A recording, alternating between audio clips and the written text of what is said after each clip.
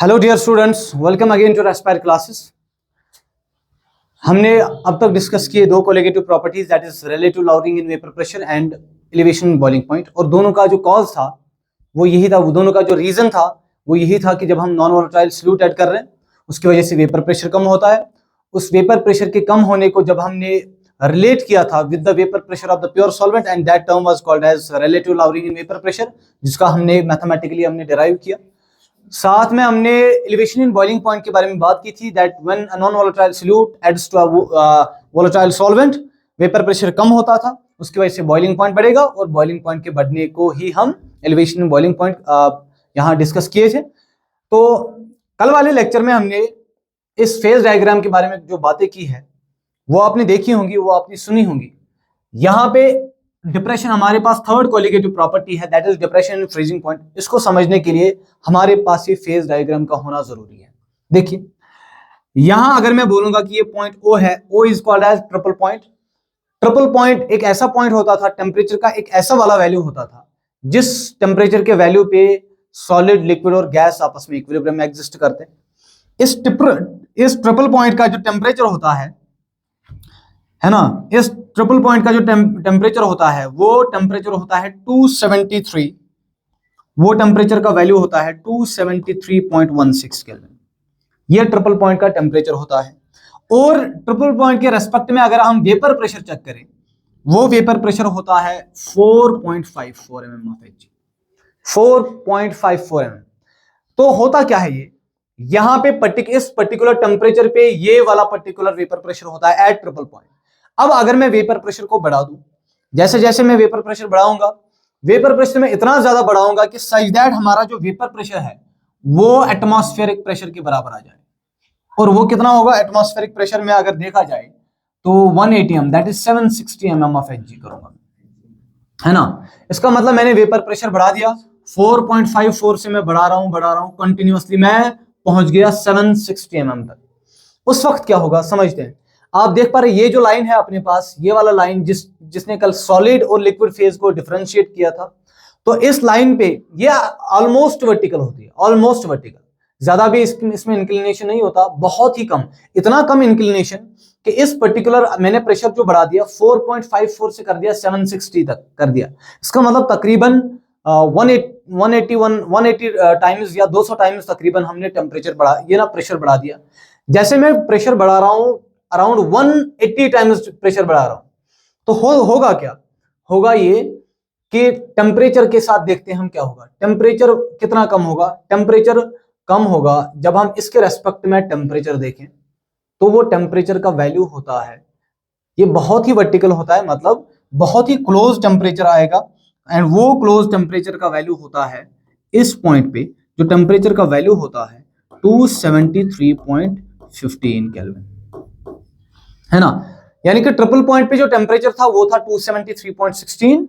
अब आपने vapour pressure इतना ज्यादा बढ़ा दिया कि आपने वेपर प्रेशर को अराउंड 180 टाइम्स बढ़ा दिया, और टेम्परेचर में खाली जो चेंज आपको दिखने को मिलेगा दैट एग्जिस्ट्स लाइक 273.16 से लेके 273.15 तक, दैट इज 0.01 केल्विन का चेंज आ रहा है।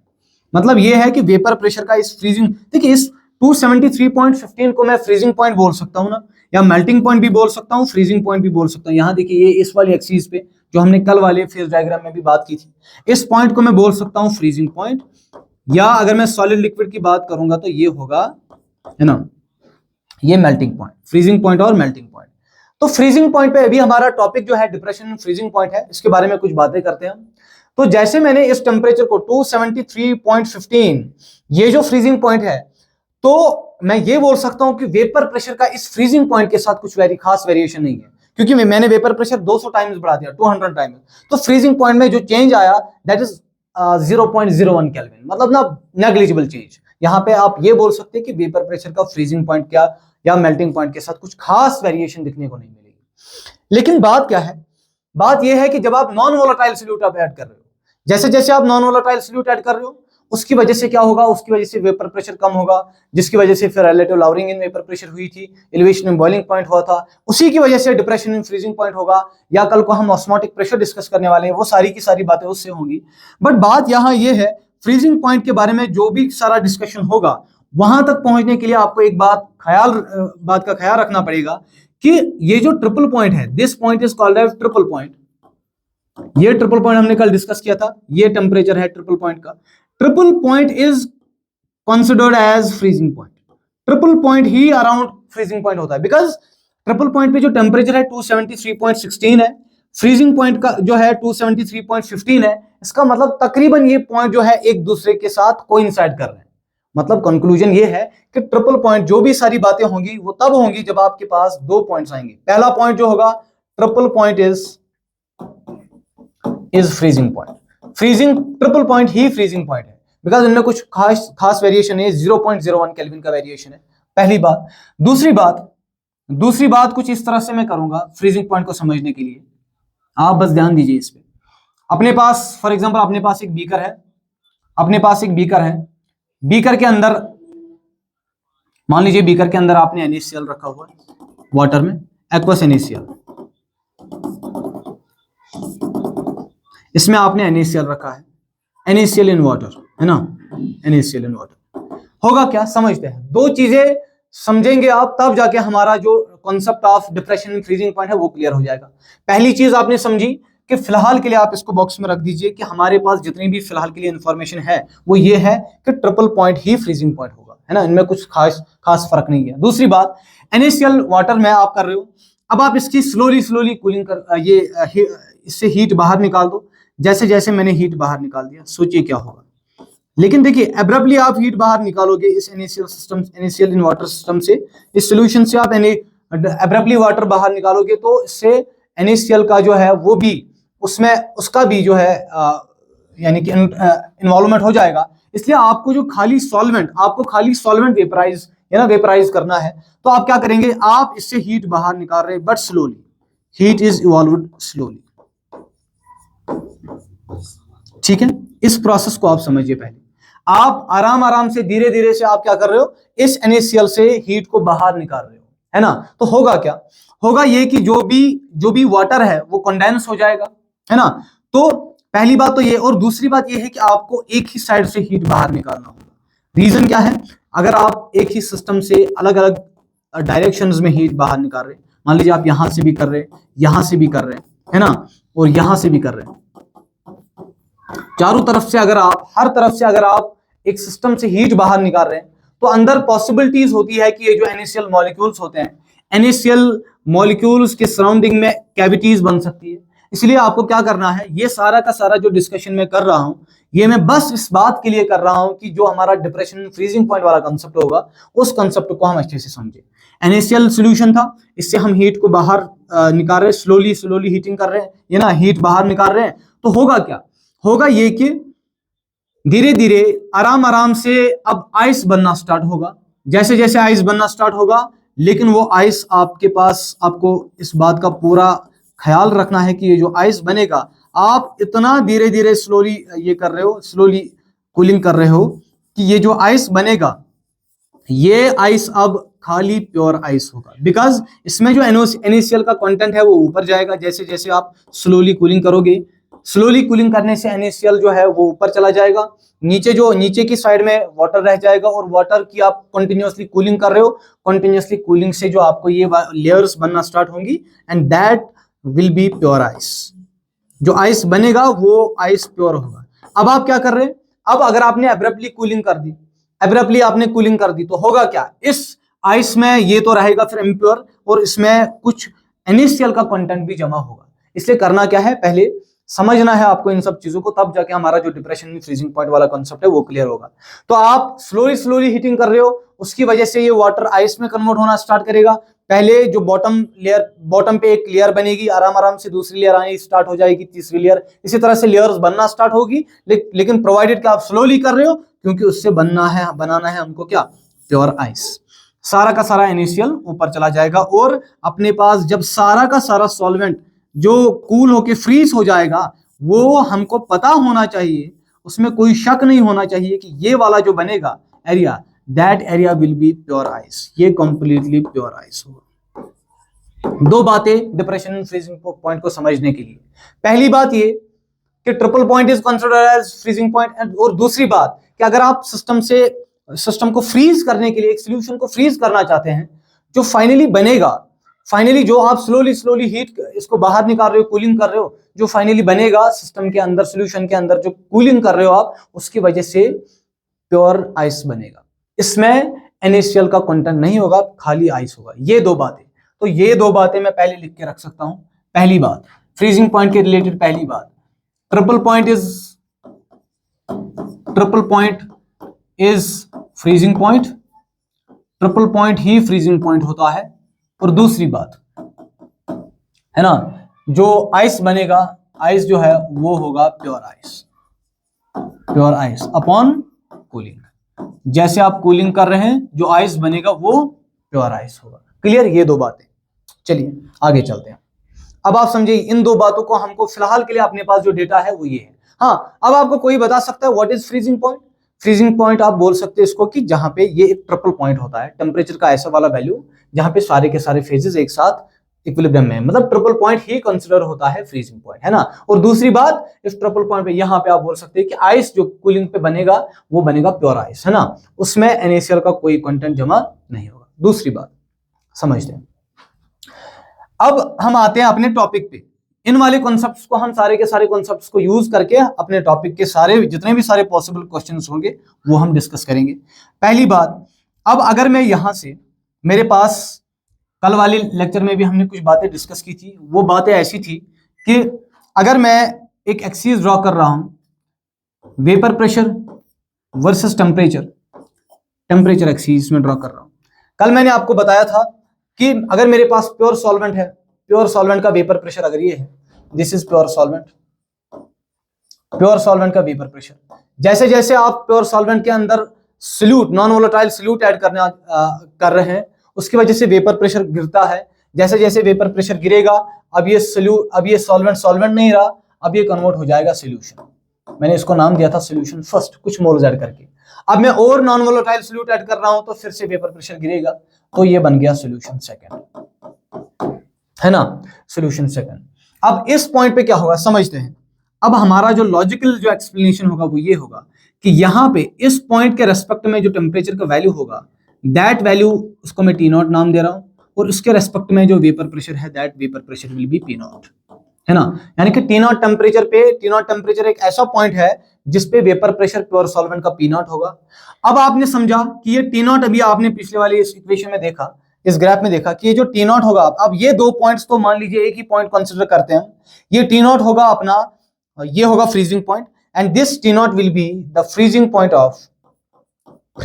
ऑफ प्योर सॉल्वेंट, है ना। अब आप क्या कर रहे हैं, अब जैसे जैसे आपने प्रेशर क्या कर दिया, आपने नॉन वोलेटाइल सॉल्यूट ऐड कर दिए, सॉल्यूशन का वेपर प्रेशर गिरने लगा, तो यहां से मैं और एक लाइन यहां ड्रॉ कर सकता हूं, इस वाली लाइन, ये वाला लाइन समझते हैं। ये वाला लाइन क्या इंडिकेट करेगा, सारी की सारी बातें हम इसमें डिस्कस करने वाले हैं। अच्छा, मैंने टेम्परेचर क्या कर दिया, अब मैंने वेपर प्रेशर जो कम हुआ, जैसे मैंने सॉल्यूट के कुछ मोल्स ऐड कर दिए, अब वेपर प्रेशर गिरने लगा।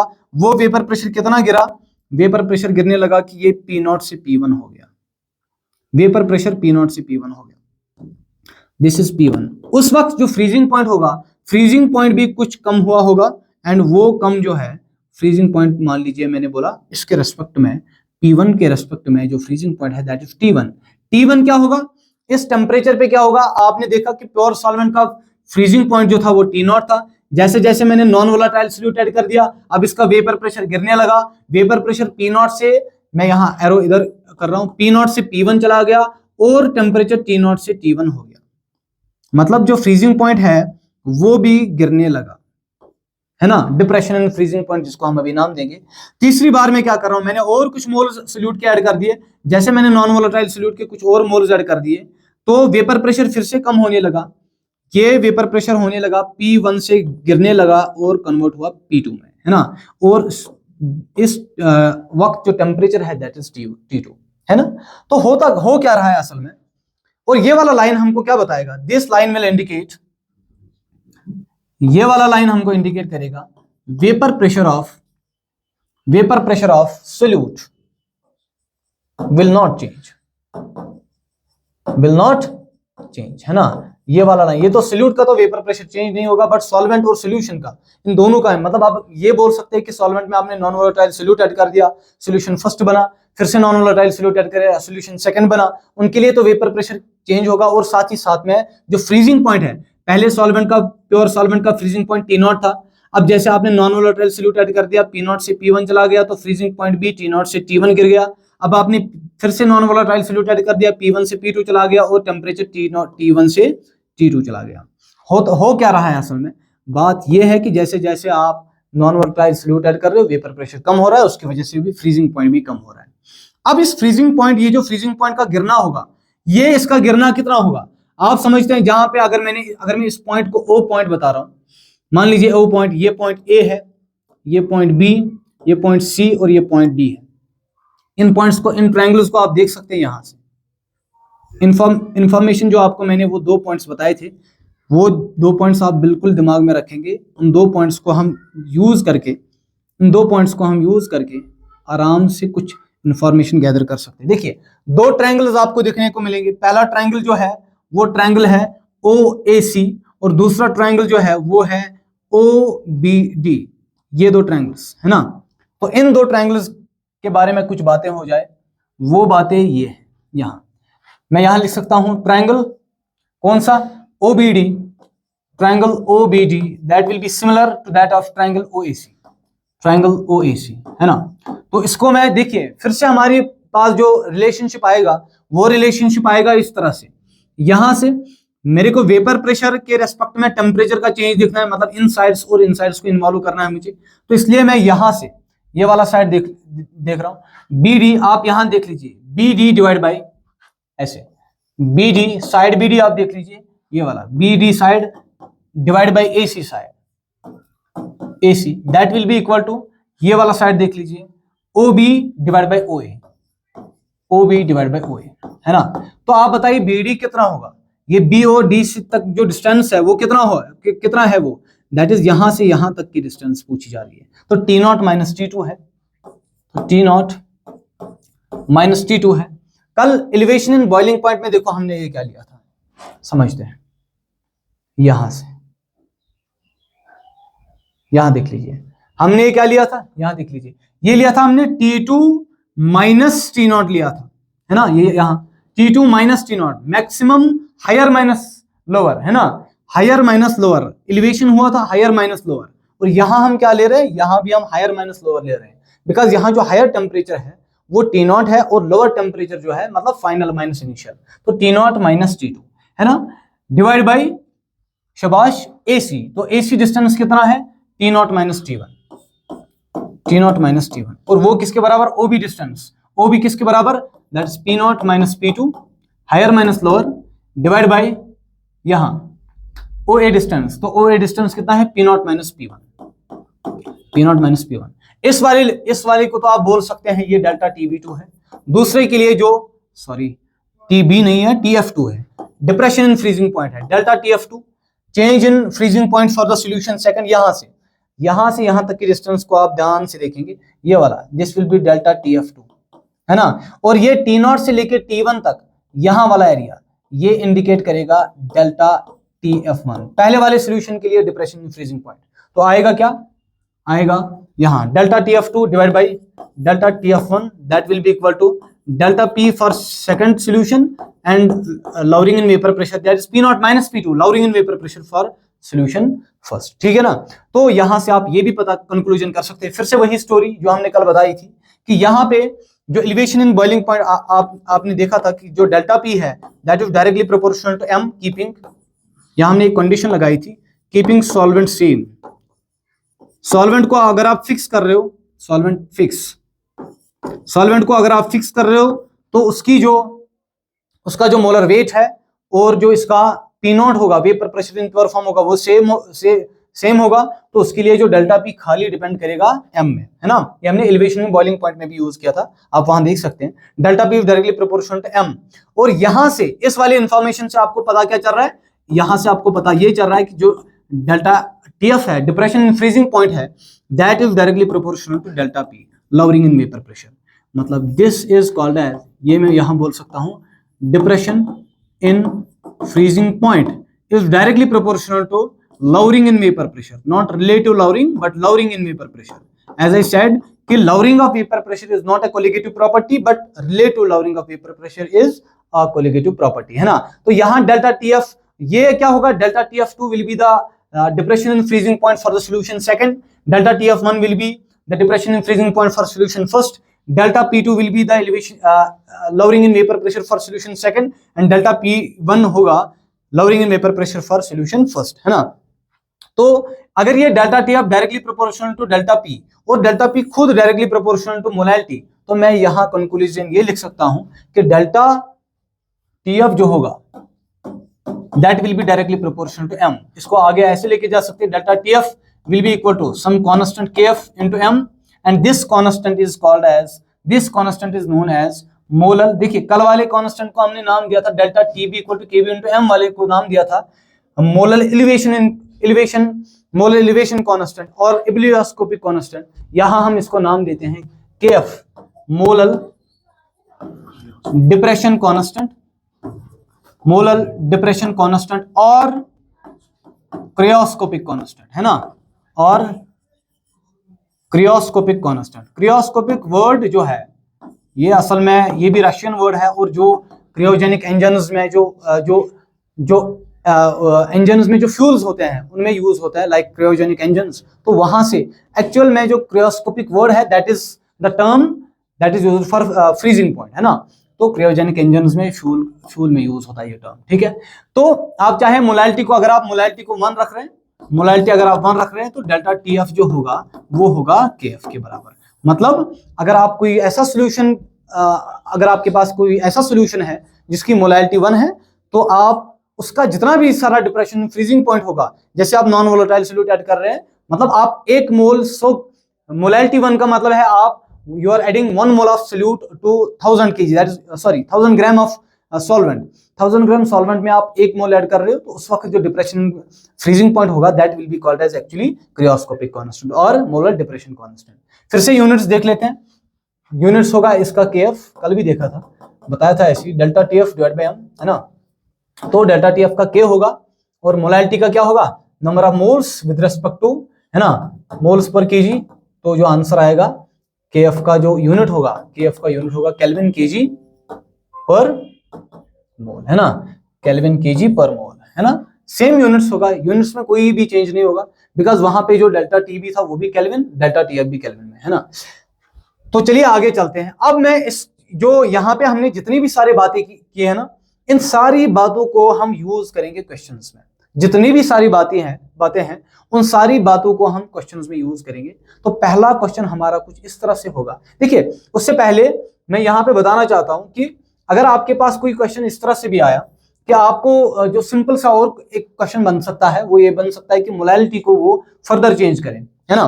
तो मैं मोलैलिटी को ऐसे चेंज कर सकता हूँ, delta TF that is equal to KF into molality that is number of moles of solute, number of moles of solute with respect to weight of solvent. Weight of solvent normally grams में दिया जाएगा और आप multiple लगा देंगे कितना, 1000. और इसको आप आगे भी लेके जा सकते हैं.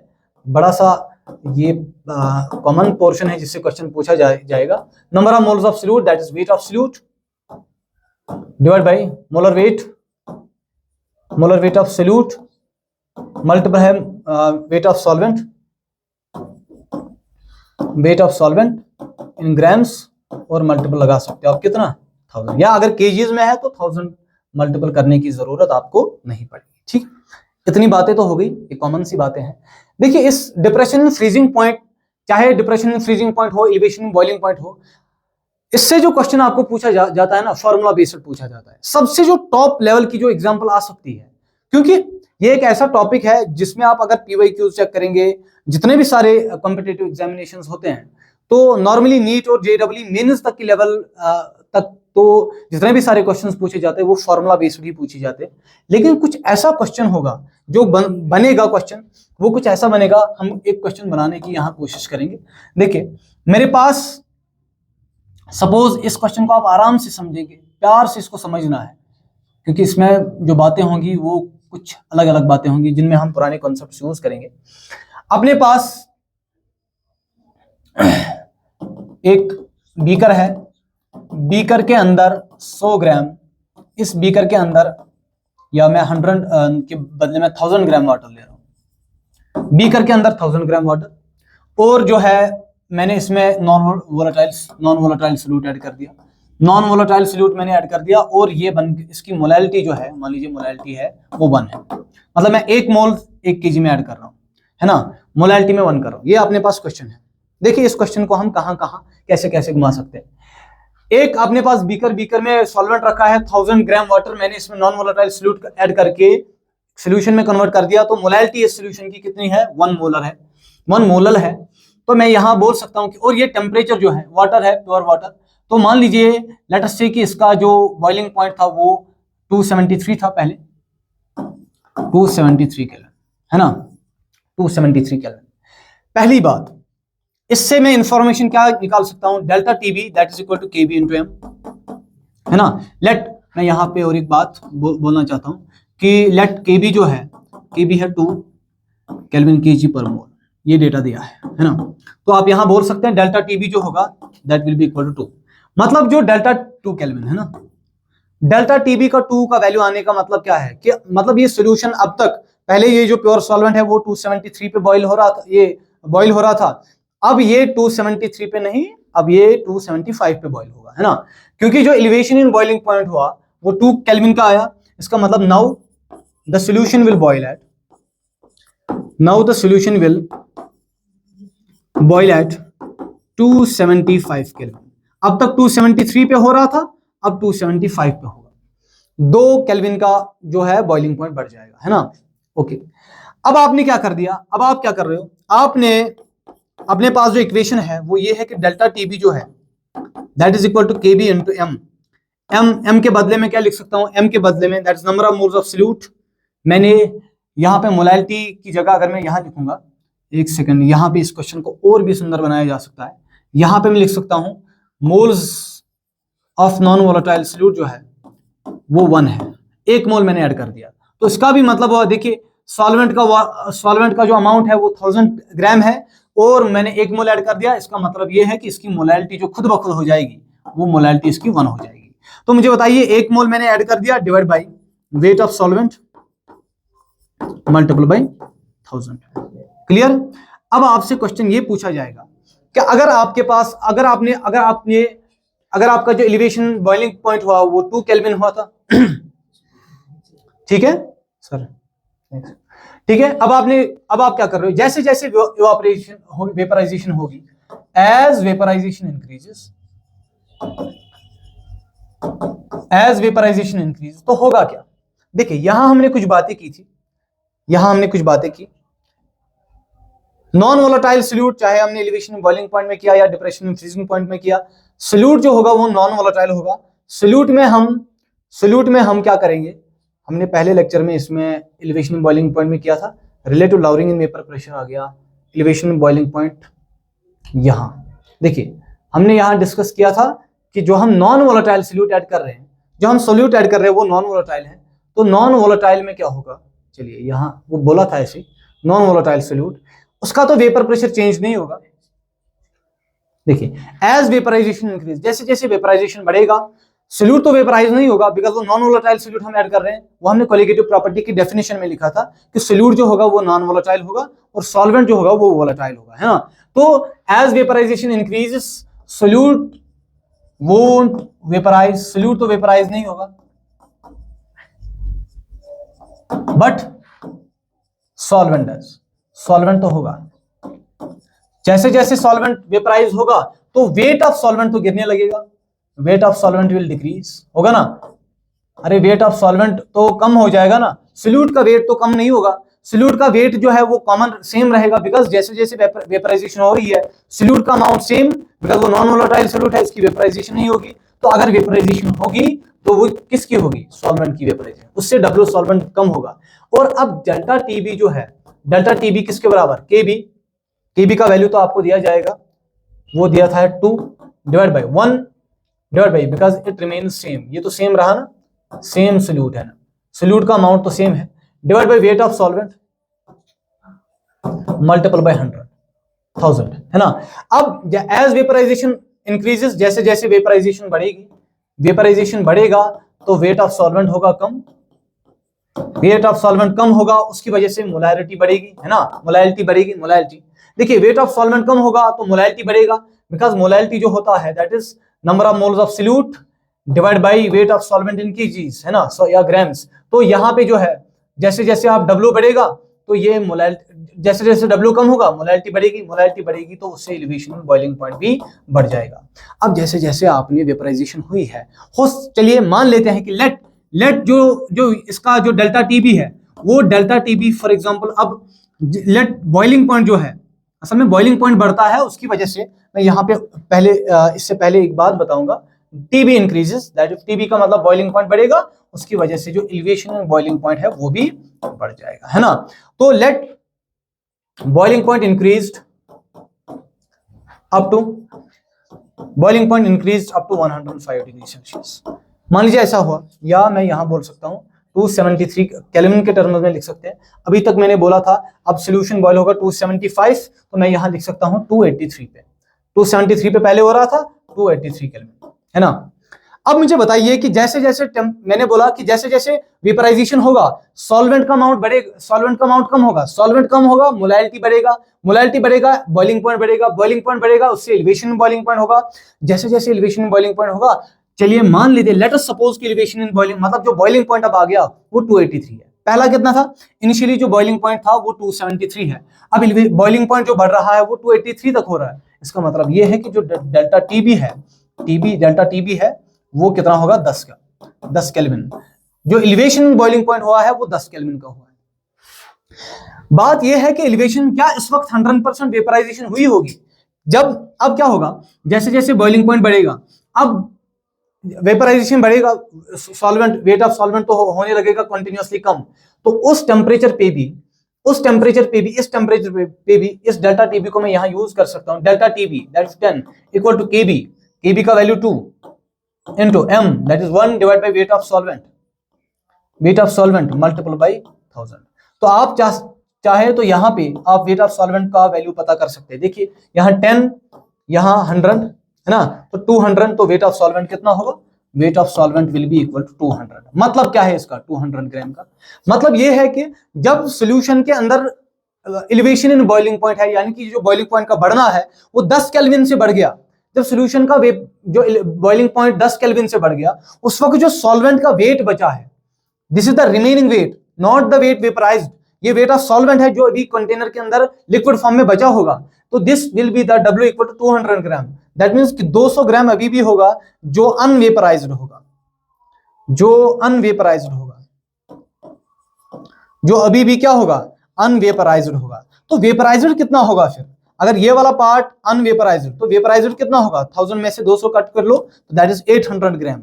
मतलब ये है कि इस सॉल्यूशन के लिए जो एलिवेशन बॉइलिंग पॉइंट जब 10 केल्विन हुआ, 10 केल्विन होने पे सॉल्वेंट का जो लिक्विड फॉर्म में बचा होगा अमाउंट वो बचा होगा 200 ग्राम, और जो बाकी 800 ग्राम है वो पूरा का पूरा क्या हुआ होगा कंज्यूम, वेपराइज। अब क्या कर सकते हैं हम, अब हमने क्या किया, अब हम फर्दर चाहते हैं कि फर्दर वेपराइजेशन हो, जैसे जैसे वेपराइजेशन फिर से होगी, वेपराइजेशन होने पे वेट ऑफ सॉल्वेंट फिर से घटेगा, वेट ऑफ सॉल्वेंट घटेगा मोलैरिटी बढ़ेगा, एलिवेशन बॉइलिंग पॉइंट बढ़ेगा, एलिवेशन बॉइलिंग पॉइंट बढ़ेगा तो होगा क्या, टेम्परेचर मतलब ना ज्यादा से ज्यादा टेम्परेचर चाहिए अब इस सिस्टम को फर्दर बॉइल करने के लिए। देखिए 800 ग्राम पे क्या होगा, देखिए 800 ग्राम पे क्या होगा समझते हैं ऐसे, as further vaporization increases, as further vaporization occurs, जैसे जैसे फिर से वेपराइजेशन होगा, है ना, जैसे जैसे फर्दर वेपराइजेशन होगा उसकी वजह से क्या होगा, वेट ऑफ सॉल्वेंट फिर से घटने लगेगा, वेट ऑफ सॉल्वेंट घटने लगेगा उसकी वजह से मोलैरिटी बढ़ने लगेगा, बॉइलिंग पॉइंट बढ़ने लगेगा, एलिवेशन बॉइलिंग पॉइंट भी बढ़ने लगेगा। तो हुआ क्या असल में, आप मुझे बता सकते हैं कि किस टेम्परेचर पे, टेम्परेचर का कौन सा ऐसा वाला वैल्यू, या टेम्परेचर का कौन सा ऐसा वाला वैल्यू होगा जिस वैल्यू पे सारा का सारा लिक्विड वेपराइज हुआ होगा, मतलब सॉल्यूशन के अंदर अब कोई भी लिक्विड फॉर्म में नहीं बचा है, जितना भी सारा अमाउंट था वो सारा का सारा वेपराइज होगा। यहां से तो आप मतलब ये है कि आपको वेट ऑफ सॉल्वेंट जो करना है, weight of solvent in liquid form वो जीरो करना है। आप ये जीरो कब बनेगा, इसका मतलब डेल्टा टीबी जो होगा वो बराबर होगा इंफिनिटी के, अरे बात समझ आ रही है? मतलब ये है कि ये 100% वेपराइजेशन कब होगी, इसका मतलब ये है कि फॉर 100% वेपराइजेशन, 100% वेपराइजेशन होने के लिए, फॉर 100% वेपराइजेशन, 100% वेपराइजेशन होने के लिए वेट ऑफ सॉल्वेंट को होना पड़ेगा 0। वेट ऑफ सॉल्वेंट होगा 0 और उस वक्त जो एलिवेशन बॉइलिंग पॉइंट होगा वो तकरीबन इन्फिनिटी हो जाएगा, and that is not possible, है ना। तो टेम्परेचर आप इतना बोल रहे हो कि इनफाइनाइट टेम्परेचर पे सारा का सारा वेपराइज होगा, हाँ, तो that is not actually possible. इसका मतलब ये है कि 100% vaporisation is not possible.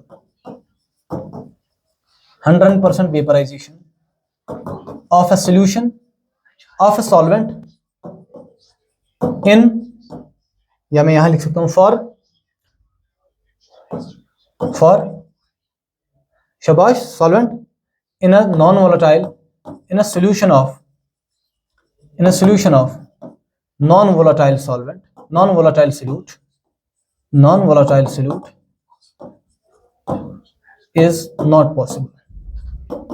100% vaporization possible नहीं है ना। अब कितना वेपराइजेशन होगा, मान लीजिए आपको ऐसा बोला जाएगा कि बताइए, जब मैंने टेम्परेचर पहले 273 केल्विन था, टेम्परेचर 273 केल्विन पे सिस्टम के अंदर बॉइलिंग था, बॉइलिंग पॉइंट आया था। अब अगर आप बताइए कि कितना weight, how much weight of solvent will be evaporated when, जब ये boiling point, when weight of solvent कितना बचेगा जब बॉइलिंग पॉइंट जो है वो 273 की जगह 293 केल्विन हो जाएगा। अब 273 और 293 में कितने का गैप आ रहा है, 20 का गैप आ रहा है। तो इसका मतलब मैं ये बोल सकता हूं कि जो डेल्टा टी बी है वो 20 है, तो मैं यहां से वैल्यू पुट कर सकता हूं, 20 will be equal to 2 into 1 divide by weight of solvent multiple by 1000, है ना। तो यहां से मैं लिख सकता हूं 2 1 2 10, तो 10 इसका 100 से हो जाएगा। इसका मतलब जो वेट ऑफ सॉल्वेंट बचेगा, वेट ऑफ सॉल्वेंट जो है वो 100 ग्राम बचा होगा। इसका मतलब ये है कि वेपराइजेशन जो होगी वो 900 ग्राम वेपराइज होगा, 1000 ग्राम में से 900 ग्राम वेपराइज हुए होंगे, है ना। अब सबसे आखिरी वाला पॉइंट जो है ना, इस पॉइंट को मैं आइस, जो मैंने ये 2 पॉइंट्स लिखे थे यहाँ पे कि जो आइस बनेगा वो प्योर आइस बनेगा, है ना, जो आइस बनेगा वो प्योर आइस बनेगा। यहाँ जो मैंने बातें बताई थी, इसमें भी आपको पहली बात ये बताई जाएगी कि आप बताइए कब ऐसा पॉइंट होगा जब अगर अपने पास सॉल्यूशन के अंदर, मान लीजिए सॉल्यूशन के अंदर 1000 ग्राम वाटर था, 1000 ग्राम वाटर में आपने NaCl रखा हुआ है, मतलब आपने मान लीजिए 1 मोल NaCl रखा हुआ है। 1 मोल NaCl रखने का मतलब 1000 ग्राम के अंदर रखने का मतलब ये होगा कि इसकी मोलैलिटी जो होगी वो 1 होगी। और आपको बिल्कुल इसी तरह से क्वेश्चन दिया जाएगा, आप बताइए कि कब सारा का सारा लिक्विड जो है वो कंडेंस होकर प्योर आइस में कन्वर्ट होगा।